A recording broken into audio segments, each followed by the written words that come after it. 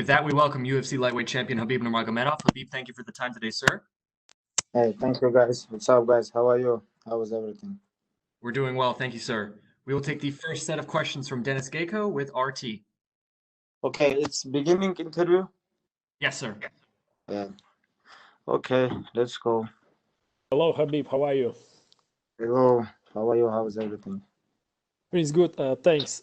You have a big team with you in Emirates. A lot of your teammates are fighting on Fight Island. Some of them making their debuts. Does it make it harder for you to focus on your own fight, keeping in mind that they all see you as a leader? Of course, it's nothing easy in his life, And Tagir have debut, Umar have debut, you know. And with Umar, I'm gonna fight same night. With Islam, I'm gonna fight same night. Of course, this is not easy, but what we can do. But preparing, training together, cut weight together, everything. This is very easy. But fight day, it's gonna be a little bit nervous things. But what we can do, this sport is not easy. And if you wanna be champion, you have to take risk. You have to take everything what you can, and then you can become success and become champ. The last time you fought in Emirates, your father was with you in your camp. How difficult is it for you to prepare to the fight without him and knowing that he's not going to be in your corner? I don't understand when people ask me how difficult for you train without father. Of course, this is difficult. I don't understand why you guys keep asking me this. This is very difficult. What do you think? You have your father? Yeah, of course. Do you have father? Yes, I do. Yes. If something happened with him, what do you think? It's gonna be difficult for you or easy? Yeah, obviously it's very difficult. Yes, I'm human too. Of course, it is very difficult. Justin compared the fight between you two with a chess match. Do you think you're a better chess player when it comes to fight strategy? I don't think it's gonna be chess match. I think my fighting IQ is much better than Justin Gaethje. He's just tough guy. He like fighting. He like blood. You know, he's like real warrior. But when we talk about fighting IQ, I think is my fighting IQ is much better than he have. You know, and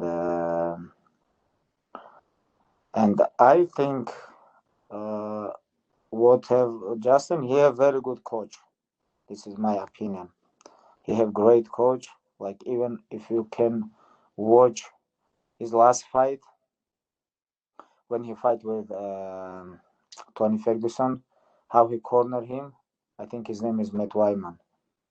Or yeah, Matt Wyman, I think. And he gave him very good advice. I think he have very good and very great coach. And of course, Justin can fight. He can go deep, and he have heart. But if you talk about like fighting IQ, I think I have much better than him. The last question for me. Fighters usually don't like to give predictions before they fight, but sometimes you say exactly what you're going to do. And I mean corner fight, because you said exactly what you're going to do and you did Mhm. exactly that, how it played out. Can you give us prediction for this fight? Yeah, like nothing changed. I'm gonna try wrestling with him. You know, if you're gonna defense. If you're gonna defend my takedown one time, I'm gonna try second, third. I'm gonna try 100 time, and of course, I'm gonna box with him. I'm gonna kick with him. And it's gonna be kickboxing and wrestling like mix. And my goal is make him tired. I'm gonna make him tired. This is my goal. And maybe around number 3 or around number 4, my plan is finishing. Well, thank you so much. Thank you. Questions from Mark Raimondi with ESPN. Hey, Habib, thank you for taking the time out, man. Hi, how are you? I'm very good. This may not completely apply to you because I think you've won every single round in the UFC, but what are your thoughts on judging and scoring in MMA? What I think? Yeah, do you think it's good? Do you think there are issues? I think sometimes is good, sometimes no. I think we have to put on George like guys who fighting, who have experience inside the cage. It's my opinion. But I don't know. Maybe if it's gonna be like three judges and all wrestlers, maybe they're gonna score more wrestling skills. Or if we put only striking guys, maybe they're gonna score only striking skills. But I don't know. Like honestly, I don't know what we can do. But only one thing I know, we can't give chance referee who never compete in MMA. This is my opinion. You know, this is very dangerous because guys working so hard all this life and he can win, but some judges think different. Who never compete in this sport, and he can kill his career. And this is my opinion. Every fight, the referee comes in the back and explains, these are the rules, this is what's illegal, that type of thing. Has anyone ever explained to you, hey, this is what the judges are looking for, this is what the judges are, they're scoring the fight? Has anyone ever actually come to you, like a commission person, about that? They always before every fight they come. Before every fight they come. Oh, I'm gonna be your referee, and they explain like some rules. And always I have one question for this guys: when and how you can stop fight? And I ask about cut and when you can stop, and I ask about if you eat some punch and how many punch he can give you to stop this fight. And I always tell referee, please don't stop early because I'm professional.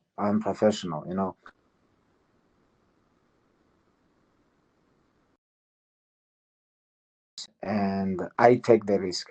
Please don't stop this fight early if something happens, because this is MMA. One crazy punch or one crazy kick can change everything. And I before every fight I told my referees, please don't stop this fight early. And did they ever explain to you judging too, like how the fight will be scored, how the judges will look at it? No, they always explained us only rules. Right. Yeah, judges never come. Referee come. Referee always come. Do you, I do you never think see judges. I never see in my life. I never see judges in UFC. I don't even know how they look. do you think the judges should be more more public, like explain what they're looking at more? It's gonna be good idea. This is good idea. Why not? It's like even not all fights. Maybe common event, main event. After Right. every event, maybe if they explain public like why they scored like this or something like this, it's gonna be interesting for people. Why not? And just last thing for me, what are your thoughts on Khamzat Chimaev? Maybe What I the think, next Khabib. Yes. What are your thoughts? what I think, I don't know like what UFC gonna do with him about his next opponent, but my opinion, I think he deserve top 10, top 15. My opinion is top 10. He deserve fight with someone. It's like very tough opponent, like 5 rounds. And then after this one, he deserve contender fight. This is my opinion. So you think he's the real deal? Of course, if he finish all his opponents. What do you think? I think What do so you too. think? But no one cares I what I think think. We care about what you think. it's like I think he deserve. I think he deserve. I think like Ali told me he gonna fight because we have same manager. Ali told me today he gonna fight with tough opponent 5 round in December. You Hmm. know, this is very interesting main event in UFC. This is very good attention. And good opportunity for him. And if he win this fight, next fight, I think he deserve next fight contender fight. Got it. Thank you, Habib. Appreciate it. Thank you, guys. We'll take the next set of questions from Carl Neidhart with DAZN Germany. Hi, Khabib. Can you hear me? Yes, yes. Hi, how are First you? of, first of all, I'm great. First of all, huge condolences for your loss. I think that's a matter of respect. And then for the sport, many people have talked about Justin's wrestling being a challenge for your wrestling. How do you see it? How good do you see his wrestling to be? I watch all his fights. I think he have good wrestling defense, very good wrestling defense. He know how to wrestle. And he wrestling almost his all his life. But I don't think he last like 5 6 years. He used his wrestling. It's like how I use because I always use my wrestling in training inside the cage because you know wrestling and top control. This is what make me champion. And I don't think last couple of years he become very good wrestler. He have base what he have like when he was kid, but right now it's like everything is changed. And of course he know how to defend if someone try to take him down, but we don't. And we all know about his condition too. You know, if I'm gonna attack him first 2 round and third round, I think he's gonna finish because he don't have good condition. Have you been impressed with his performance against Tony Ferguson? Since we all know you got huge respect for Tony for his skills. Were you impressed by what Justin did Yeah. to Tony? Yes, I was. Of course, impressed. It was great performance from Justin Gaethje. He beat very tough opponent. He show he can fight 5 round. But anyways, he fight only stand up.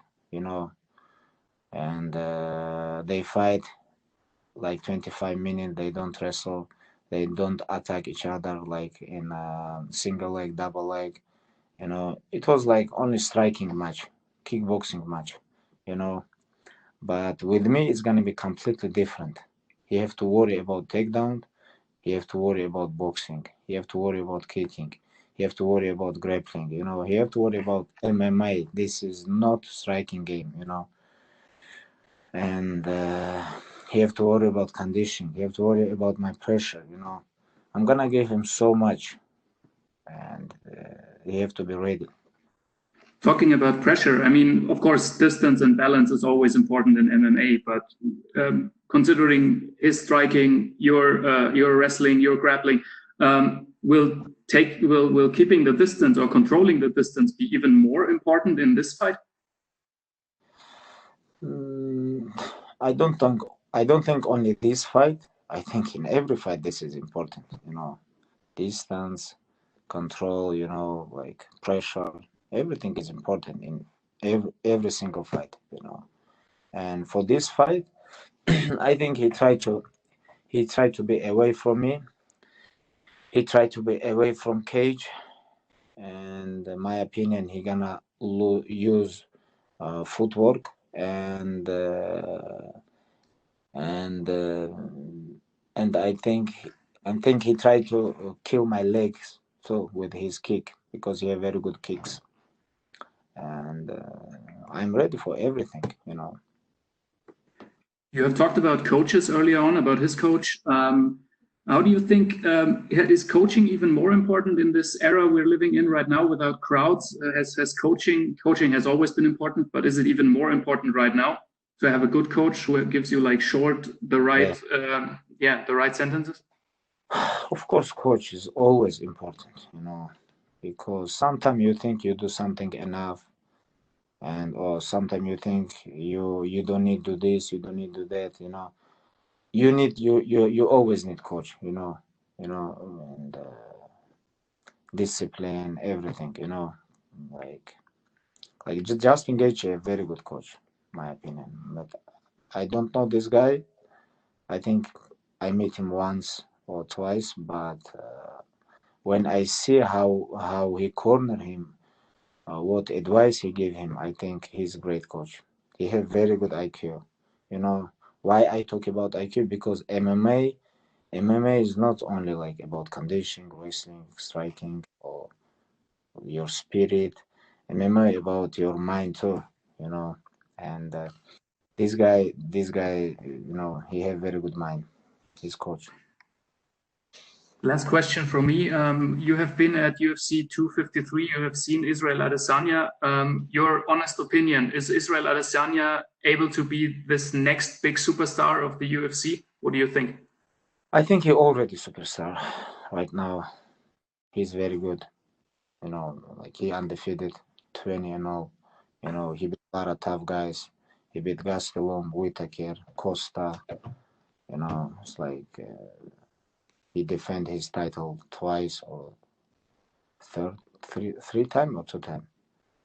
Two times, I guess. Yeah, 2 times. Like he already big star. Thank you very much, KHABIB. Thank you.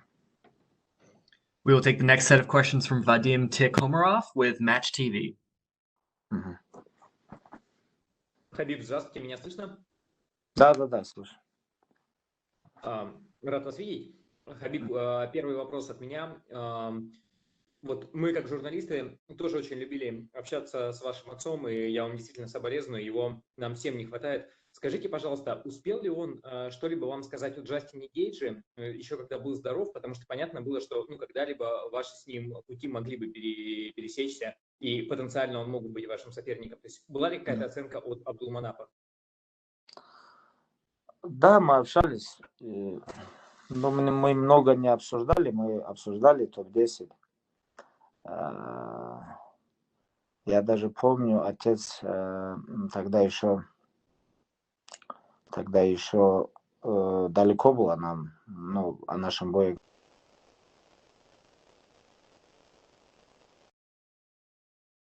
Говорил, что, скорее всего, Ислам с ним встретится.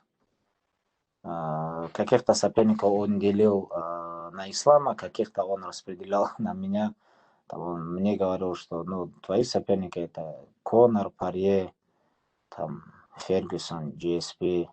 Вот с ними ты пока подерешься, твое время закончится. А Ислама он там других там молодых там соперников приводил. И вот именно Джастина Гейджи он приводил как соперника Ислама. И видите, как быстро все поменялось, вышел на замену, выиграл Тони Фергюсон и сейчас стал моим соперником. Он хорошо о нем всегда отзывался, говорил, хорошие удары, хорошая борьба. Если можно, еще два вопроса от меня. У вас получается уже второй год, когда вы проводите по одному поединку за год. Это не всегда зависит от вас, но вас самого устраивает этот темп, или вы бы хотели чаще драться? Ну, честно, я хотел бы чуть чаще подраться, потому что время тоже уходит. Мне уже вот в сентябре, вот, дней 10 назад уже 32 года исполнилось. Конечно, хотелось бы чаще драться. То один раз меня исключили, точнее дисквалифицировали. Потом это вся история с пандемией. Раньше были связаны простой из-за травм. Я, конечно, хотел бы чаще драться. Но что мы можем сделать?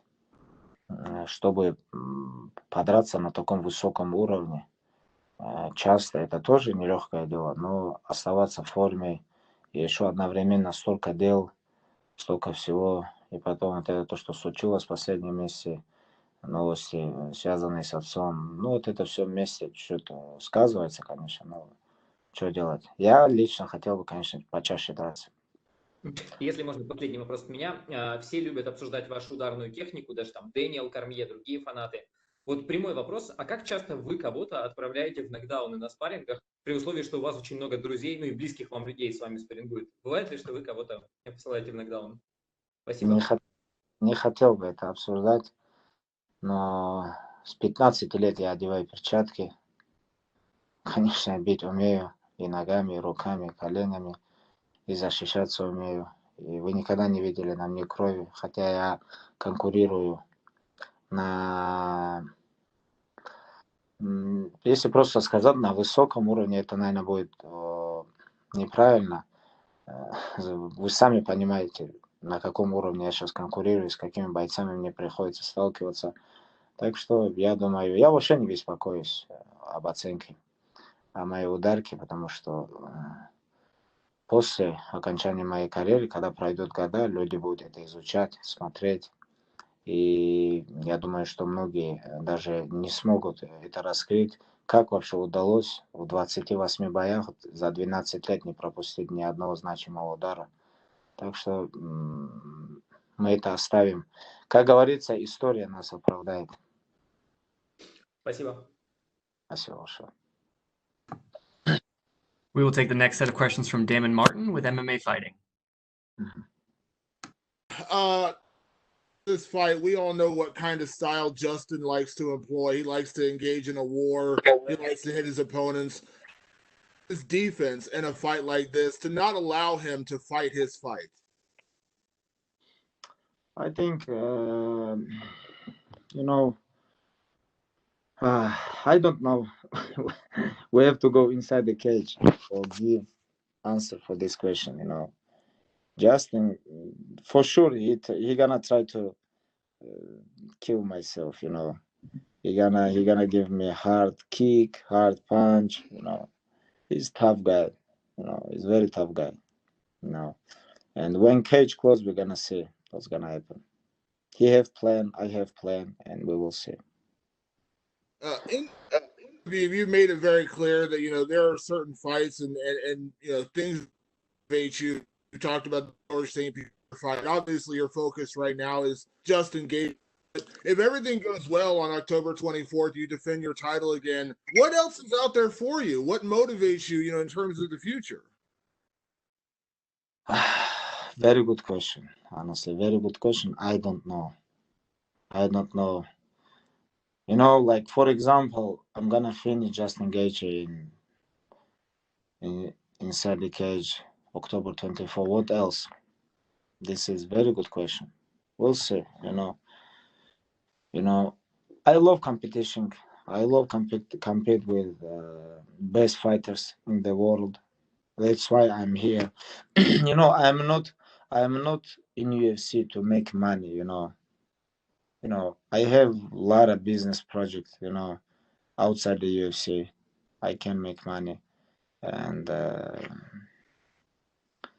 it's good question. Very good question. You've retirement before. Is that something that is potentially on the What you ask? What you say? I don't understand. You've talked about retirement, age or certain fights. Is retirement something possible? I don't think. We have couple options. We're gonna think about this after this fight. And Dana told me after this fight, he have something special for me. And but I told him, please keep this. After fight, we're gonna talk.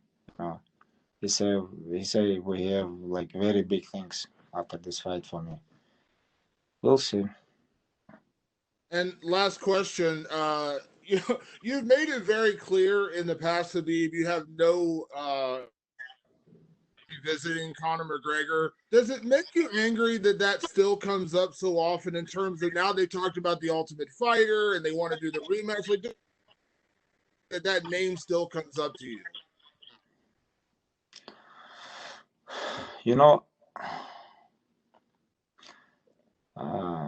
Right now I'm focused on Justin Gaethje, October 24. I'm focused on him. I don't wanna underestimate this guy, Justin is a very tough opponent, very tough guy, and he follow his dream. He's very hungry, he just beat very tough opponent, and I don't wanna underestimate, and I'm focused on October 24. Thank you, Khabib. Thank you. We will take our last set of questions from Ilya Andreev with Sport Express. Хабиб, я вас приветствую. Да, приветствую вас. Хабиб, для начала расскажите просто со своей стороны, почему вы все-таки отказались от участия в шоу The Ultimate Fighter? Я не отказывался ни от чего. У меня просто впереди бой, и нету смысла разговаривать, что будет после боя. Я никогда этим не занимаюсь, и нету смысла там что-то говорить о будущем, если ты заглядываешься за спиной своего соперника. Мгм. Понял. Скажите, всем известно, что у Джастина Гейджа очень опасная лоу-кики. Мгм. Как вы сейчас работаете над защитой от лоу-киков? И работаете ли вообще, учитывая, как вы бились тогда с Барбозой, и, в принципе, вы просто прессингом вы их нейтрализовали? Сейчас. Как здесь камеру направить? Подождите. Как здесь камера? Подождите секунду. Хотел бы на ваш вопрос ответить. Как здесь камеру этот? Ну, вас видно. Подождите секунду. Кое-что хотел вам показать. Походу я плохо. А меня сейчас видно? Да, видно. А как? Сейчас я попробую. Может быть, может она выключит камеру. Просто хотел бы кое-что вам показать. Как я работаю над зашитием. Ну, видите же, ну, давайте вот так Даже покажу. очень Да. интересно узнать. Ух ты. Ну, это так, чтобы вы не нервничали. Как я работаю? Ну, работаю как один из лучших бойцов мира. Как подобает работать одному из лучших бойцов мира. И так что моя эта нога должна быть к 24 октябрю уже стальная внутри клетки. И кто занимается ее, так скажем, набитием? Обработка. Ну да. Ну, вся команда. Очень много Ну, людей на меня работает. И так что в этом плане я просто хочу, чтобы вы поняли, что я полностью отдаю себе.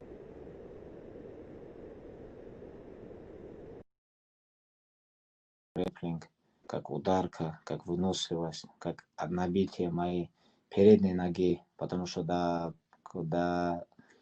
правой он не достанет, но переднюю он может достать, потому что когда тебя бьют без шутков 3-4 раза, бой может поменяться. И ну, я много дрался с хорошими кикерами, там тот же Дусаньос, тот же Барбоза, тот же, возьмем так, Парье, они все же очень хорошо же бьют ногами. И бьют по ногам, и целятся. Можно просто посмотреть того же Барбозу. Это единственный боец в UFC за всю историю, который закончил нокаутом бои, который ударил по ноге, закончил соперника в корпус, закончил соперника в голову, закончил соперника. Так что он очень хороший кикер был. Но мой прессинг им не дает, так скажем, времени, чтобы они могли бить ногами.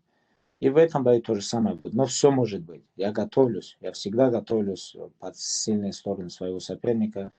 И этот бой не исключение. А кто в вашем лагере больше всех по стилистике похож на Джастина Гейджа? Я думаю, что Мавлидин Хайбулаев. Здесь Шарип, Зайноков, Гаджира Баданов. Они на меня свежие каждый раунд, каждый день нападают, так скажем. И есть пару ударников. Есть Усман Нурмагомедов. Вы сами видели крайний его бой, что он сделал соперником. Что он делал соперником ногой, передней его ногой. Усман очень хорошо бьет лоу-кик. Так что очень много людей со мной здесь работает. Но Ислам левша, и Исламу тоже нужен левша. И вот этот момент, и мы под Исламом тоже у нас есть здесь спарринг-партнеры. Так что вся работа идет на нас, на Ислама, на меня, на Умара, Тагира подготовка. Вот завтра крайние его спарринги будет, и все. И он уже в воскресенье уже на остров улетит в Абу-Даби. Уже он в очень хорошей форме. Так что на нас на четверых работает 20 человек, и подготовка идет очень хорошо. Вы в своих начальных боях в UFC дважды роняли соперников апперкотами. А Гейджи как раз-таки в последнем поединке с Фергюсоном от апперкота упал. И вы сейчас какие-то, так скажем, комбинации отрабатываете именно с участием апперкота? И почему у вас так хорошо именно этот удар получается в стойке? Илья, зачем вы раскрываете наш план? Знаете, апперкот, почему он заходит? Вы показываете ноги, все же от меня ожидают ноги, они чуть-чуть приседают на защиту ног, и оттуда уже можно взрываться. Я как борец, как человек, который боролся в куртке, боролся в вольной борьбе. И у меня очень хорошая спина, ноги, конечно. Я когда подсаживаюсь под проход, и оттуда взрываться мне очень хорошо получается. Не знаю, вот моя, так скажем, мое тело расположено под этот удар. Мне он очень хорошо подходит. И хоть в последних боях я это не демонстрировал, но оно у меня есть. И это оружие, так скажем, лес, который еще, топор еще не тронул, так скажем. И я могу левой ударить, могу правой оверхенд ударить, могу джебами поработать, могу ударить ногой, могу защищаться, могу атаковать, могу взять ногу с ноги побороться, корпус с корпуса побороться. Уже о партере даже можно и ничего не говорить. Так что у меня очень много оружия в арсенале, и я собираюсь в этом бою, к этому бою подойти очень серьезно. Вот поединок с Парье, он чем был, на мой взгляд, уникален для вас? Это тем, что вы атаковали его в партере сабмишинами, то есть вы хотели его финишировать, то есть не ground and pound. Это что означает? Это вы, так скажем, под соперника так подстраивались, или это значит, что Хабиб просто изменился? Нет, это значит, что Хабиб больше работает, больше уделяет время партеру. Если даже люди считают, что я очень хороший партер и мне надо улучшать ударку, я с этим абсолютно не согласен. Да, я должен улучшать ударку, я улучшаю ее, но я считаю, что я еще больше должен работать над партером. И вы посмотрите на мои бои, с каждым боем я лучше и лучше становлюсь в партере, я больше начинаю атаковать, больше начинаю спину забирать, на живот садиться, заходить на удушающие. Постоянно пытаюсь финишировать соперников. Так что я считаю, что мой партер намного лучше стал. Даже возьмем с того боя, который я дрался с Дастином Пори. Как думаете, каким сабмишином Gaethje будет легче всего победить? Ну, у меня еще есть хорошая гильотина, которую я делаю левой рукой. Не знаю, удастся ли или нет, получится или нет, но на тренировках я очень хорошо делаю. Также у меня очень хорошая кимура.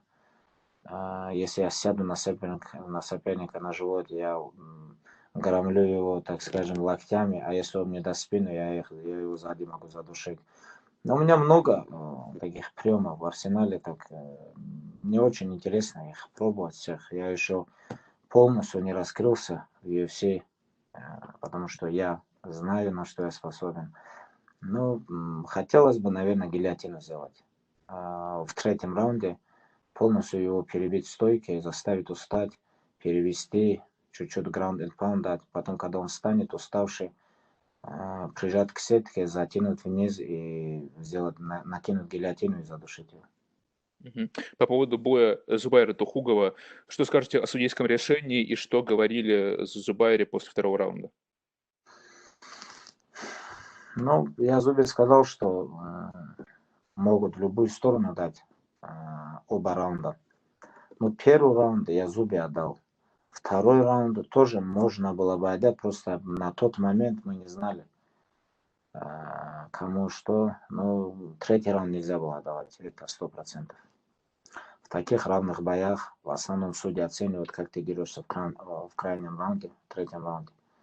Нельзя было отдавать, но сейчас что говорить, не хочу там говорить там о каких-то проблемах, там, как говорится, оправдываться. Ну, что есть, то есть, что получилось, то получилось.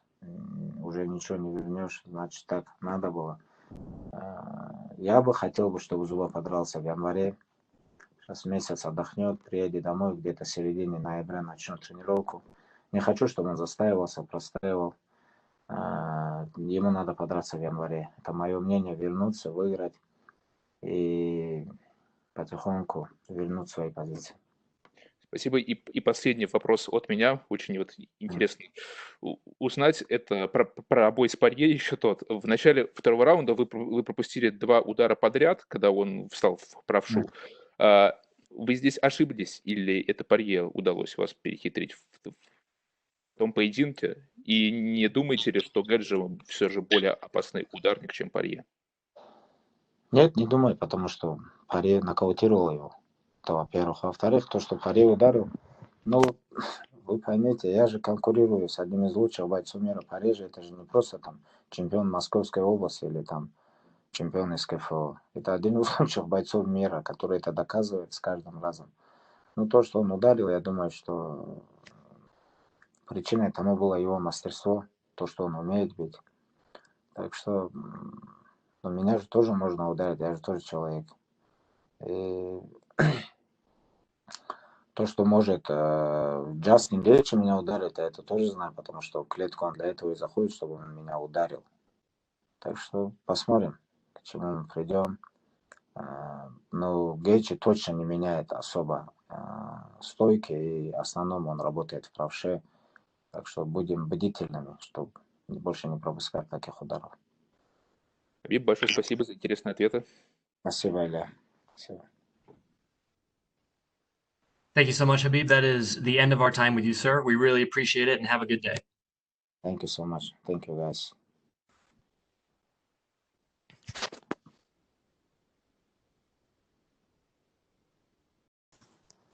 We'll take the next set of questions from Yaroslav Stepanov with Sport 24. Хабиб, приветствую. Как слышно? Да, приветствую вас. Все хорошо. Хорошо слышно. Вот насколько можно судить из Инстаграма, вы с командой тренируетесь в зале над Аль-Шеба, который располагается в Дубае. На прошлой неделе вы ездили в Абу-Даби, чтобы секундировать Зубайру Тухугова, и после такого переезда вроде бы полагается 48 часов провести в изоляции. Как вот в эти 48 часов выглядел твой тренировочный процесс, и насколько такого времяпровождения желательно избегать, когда до боя остается месяц? Не, ну смотрите, у меня в номере были маты, у меня в номере была беговая дорожка, у меня большой номер был велик, была груша, потом скакалка. Я нормально тренировался. Вы знаете, я этим занимаюсь всю свою жизнь. Всю свою жизнь я этим занимаюсь, и я знаю, какие дни на что нужно давить. Эти дни, которые я был в Абу-Даби 2 дня, я больше на качку давил, больше индивидуально работал. Прилетел сюда и обратно в Дубай. И в Дубае то же самое. Тренировки только уже на другое начал давить, больше спарринг, больше схватки. Насчет, ну смотрите, мы здесь тренируемся, нас принял наследный принц Дубая, мы тренируемся в его резиденции, и каждые 48 часов нас тестируют. Сколько мы уже здесь? Уже, получается, 20 дней, но 20 дней я где-то уже 12 раз тест сдал. Не только я, вся команда. Мы каждый день, каждые там 1,5-2 сутки сдаем тест, нас постоянно тестируют. И мы проверяемся, если что-то не так, если у кого-то там какие-то хоть маленькие там какие-то изменения, резко человека изолируют на сутки, на 2. И в этом плане у нас все здесь очень строго. В то же время ни для кого не секрет, что в Эмиратах к тебе проявляют очень много внимания и стараются всегда максимально комфортными условиями для тренировок, проживания и прочего. Вот если сравнить этот тренировочный отрезок с лагерями там в США или в России, насколько тебе комфортнее в Эмиратах и в каком аспекте, возможно, бытовом ты это чувствуешь лучше всего? Вот о чем ты можешь вообще не заботиться, как вы в Сан-Хосе, например, сами себе кушать готовитесь, убираетесь и прочее? Ну, здесь вообще сильно за нами уход, честно сказать. Главное, чтобы ребята не привыкли. Здесь же у нас есть и начинающие ребята, которые только начинают. Знаете, вот, кому там 19, 20, кому 22. Просто 22 года у меня вообще никаких условий не было. А эти ребята 22 уже, у них считают, что такие королевские условия. Это же может в голове засесть, она же может внутри вас все поменять. А нужен голод. И в прямом смысле, и в переносном смысле. Голод это то, чем движет. Так что я чуть беспокоюсь насчет молодых ребят. Ну, насчет себя, что я могу? Конечно, я чувствую, что здесь за нами очень серьезный уход. И готовят, и стирают, как говорится. И в этом плане очень серьезно здесь. И последний вопрос от меня. Вот в одном из интервью Джастин выдвигал такую теорию. У Хабиба боях никогда не было сечек и серьезных повреждений. И когда в нашем бою он увидит свою кровь, я очень хочу посмотреть на его реакцию. Вот понимаешь ли ты, какая у тебя будет реакция, и можешь ли ты вспомнить последнюю ситуацию, когда получал серьезную сечку или что-то подобное? Там, может, на тренировке, может, в другой ситуации, и кто был ее автором? Не могу вспомнить, честно. Не то чтобы там скрываю, просто не могу вспомнить. Если пойдет кровь, не знаю, ну, конечно, это неприятно. Я не думаю, что это кому-то может быть приятно, если у кого-то идет кровь. Знаете, я тренируюсь очень тяжело, очень правильно. Я делаю все, что нужно, чтобы мой бойцовский стиль приносил наибольший вред моему сопернику. Точнее, чтобы я, нанося вред и ущерб сопернику, мог сохранить себя. Так что не знаю даже, как на этот вопрос ответить. Ну, пойдет кровь, пойдет, что теперь делать? Я же не первый человек, у кого кровь там идет, или кровь пойдет. Не знаю даже, как на это реагировать. Я вообще стараюсь вообще не реагировать и не пускать себе в голову там то, что говорят мои соперники. Ну, говорят, что теперь делать. Самое главное, что когда клетка закроется, чтобы мы были готовы. Но я бы не хотел, чтобы у меня кровь шла. Не знаю. Если он хочет, мы ему пустим кровь. Но я не хочу, чтобы у меня кровь шла. Все, понял. Спасибо. Спасибо.